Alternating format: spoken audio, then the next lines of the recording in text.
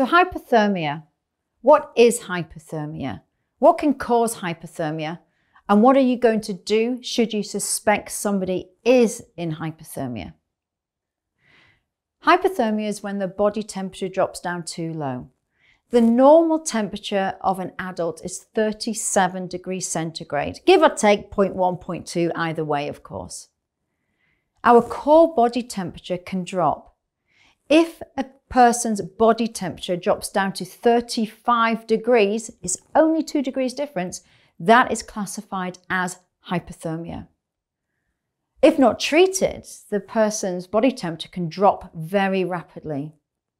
Severe hypothermia is classified at 32 degrees centigrade. So what could cause somebody to become hypothermic? So let's look at the obvious ones. Maybe you're a hill walker. You go out into the wilderness, which is great. But if you have an accident, maybe get lost, you're wet, maybe somebody's fallen and injured themselves and can't get to safety.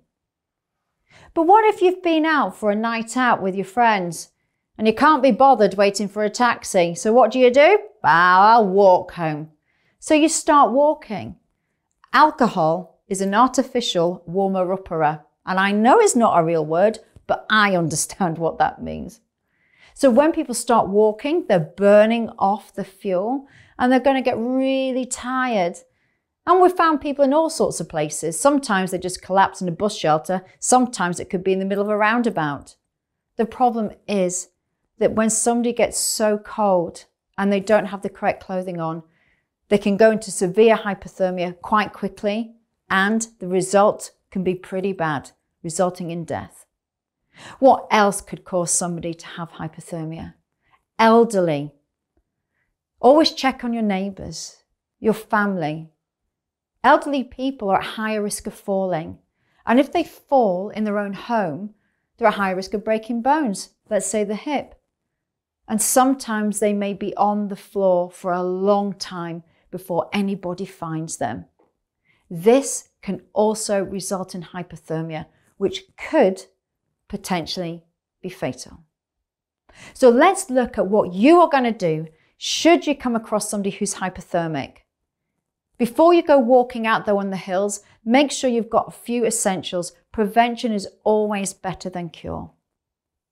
So I've got my casualty today, and I suspect that they're suffering from hypothermia because they're shaking, they're pale, they're cold, they don't know where they are, they're confused. I found this lady on the floor and I managed to get her up, and we're waiting for emergency services to arrive. Whether you find somebody that's outside, your treatment's going to be the same. The first thing you want to do is make sure you protect them from the ailments. So, for example, if it's windy, get them in behind a wall if they're outside, or in amongst trees, shelter. If they're in their own home, then they're already in shelter. See if you can get them up. Staying on the floor is not good because the floor is cold. If you're outside, put something underneath them if they're on the ground. Something waterproof, ideally. You also then want to change. If they've got any clothing that is wet, you have to get it off them. So if their socks are wet, always have a spare pair of socks in your bag. So Edna, I'm just going to change your socks because I see they're really wet, okay? That's all right. We're going to warm you up really quickly, okay? Let's get you nice and cozy, cozy, cozy. How's that? Is that better? Good. Oh, yeah. So I can tell her feet are really cold. So if your feet get wet, it can really cool you down quickly. Now, I also want to make sure that no heat escapes. So I want to get a hat. If you're outside and you're out walking, always make sure you've got a nice dry hat inside your bag. Popping it on stops the heat from escaping. Getting them to put their hands also underneath their armpits. It keeps the hands warm. I just want you to cross over your arms, Edna. Yeah, and I want you to put your hands underneath your armpits, okay?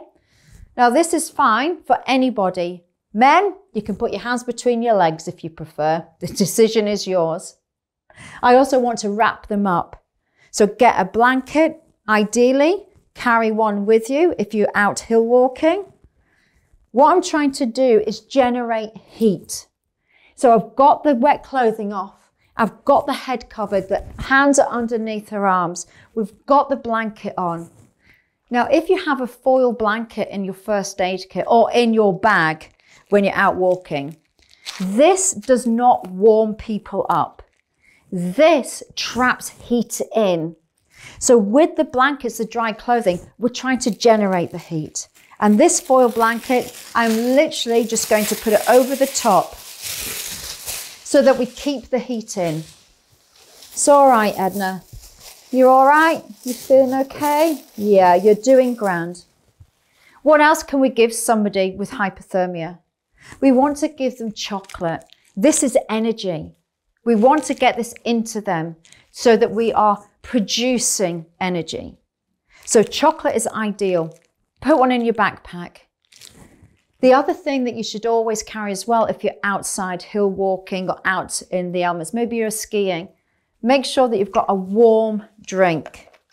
Giving them a warm drink, again, is warming them up a safe way. It's all right, Edna. I've got some tea here for you, okay? Yeah, just a little bit. It's not hot, it's just nice and warm. Okay, so there we go. Yeah, get this inside of you. Yeah, do you want to take your hand from out your scarf though? Yeah, there you go. Let's keep you wrapped up. It's absolutely essential that you call emergency services. We want to make sure we get her temperature back up to a healthy level. What else can you do? Check your neighbours in the wintertime. You never know, they might need the help from you. But one last thing from me, make sure that you are prepared for going outside during winter. I'm Sarah, owner and trainer of First Aid at Work, Aberdeen and Aberdeenshire, making training fun, engaging, but most importantly, memorable.